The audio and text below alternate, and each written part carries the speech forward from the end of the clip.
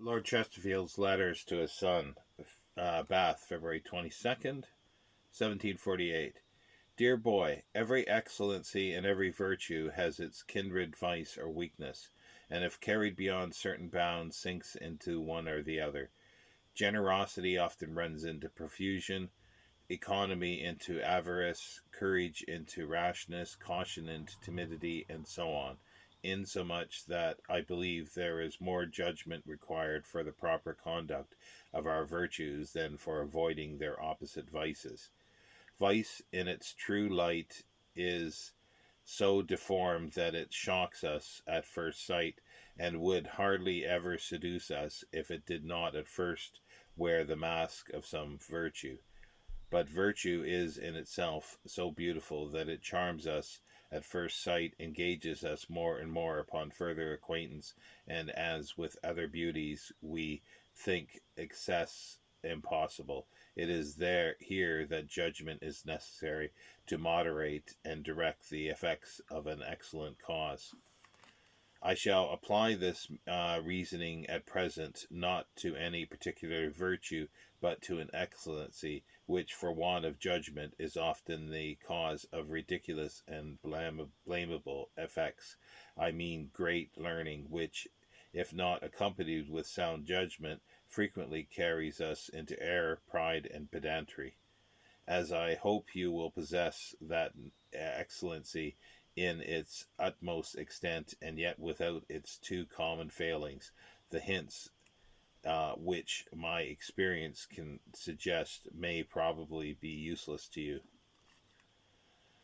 Some learned men, proud of their knowledge, only speak to decide and give judgment without appeal, the consequence of which is that mankind, provoked by the insult and injury, by the oppression, revolts, and, in order to shake off the tyranny, even call the lawful authorities in question.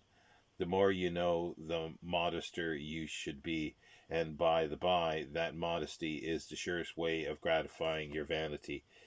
Even where you are sure, seem rather doubtful, represent but do not pronounce, and if you would convince others, seem open to conviction yourself. Others, to show their learning, or often from their prejudices of school education, where they hear nothing else, are always talking of the ancients as something more than men, and of the moderns as something less. They are never without a classic or two in their pockets.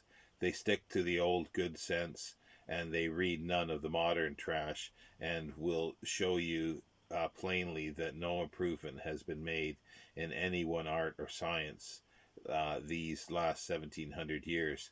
I would by no means have you disown your acquaintance with the ancients, but still less would I have you brag of an exclusive intimacy with them.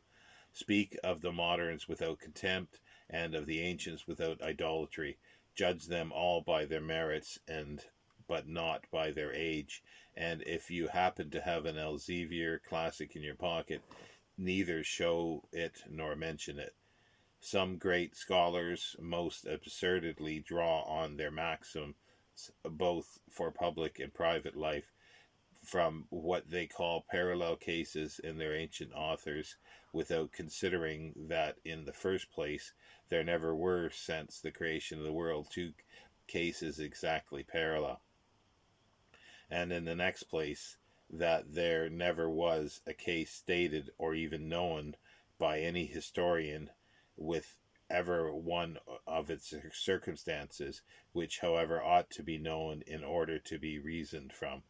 Reason upon the case itself and the several circumstances that attend it, and act accordingly, but not from the authority of the ancient poets or historians. Take into your consideration, if you please, cases seemingly analogous, but take them as helps only, not as guides. We are really so prejudiced by our educations that, as the ancients defied their heroes, we defy their madmen, of which with all due regard to antiquity, I take Leonidas and Curtius to have been two distinguished ones, and yet a solid pendant would, in a speech in Parliament relative to tax of twopence in the pound upon some commodity or other, quote these two heroes as examples of what we ought to do and suffer for our country. I have known these absurdities carried so far people of injudicious far by people of judicious learning, that I should not be surprised if some of them were to propose, while we are at war with the Gauls, that a number of geese should be kept in the tower upon account of the infinite advantage which Rome received in a parallel case from a certain number of geese in the capital. This way of reasoning and this way of speaking will always form a poor politician and a puerile disclaimer. There is another species of learned men who, though less dogmatical and supercilious, are not less impertinent. These are the communicative and shining pedants who adorn their conversation even with women by happy quotations of Greek and Latin, and who have contracted such a familiarity with the Greek and Roman authors that they call them by certain names or epithets denoting intimacy, as old Homer and sly rogue Horace, Maro instead of Virgil, and Naso instead of Ovid.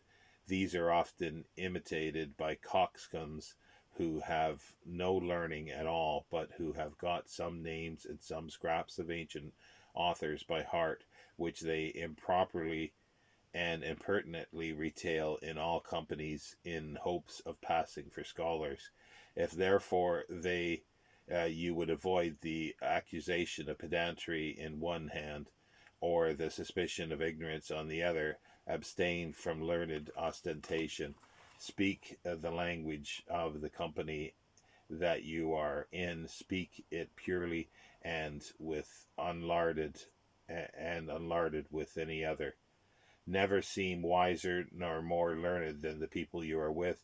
Wear your learning like your watch in a private pocket, and do not merely pull it out and strike it merely to show that you have one. If you are asked what o'clock it is, tell it, but do not proclaim it hourly and unasked like the watchman. Upon the whole, remember that learning, I mean Greek and Roman learning, is a most useful and necessary ornament, which is shameful not to be master of, but at the same time most careful avoid these errors and abuses which I have mentioned, and which too often attend it. Remember, too, that great modern knowledge is still more necessary than ancient, and that you had better know perfectly the present than the old state of Europe, though I would have you well acquainted with both. I have this moment received your letter of the 17th, though I confess there is no great variety in your present manner of life, yet materials can never be wanting for a letter. You see, you hear or you read something new every day, a short account of which, with your own reflections thereupon, will make out a letter very well.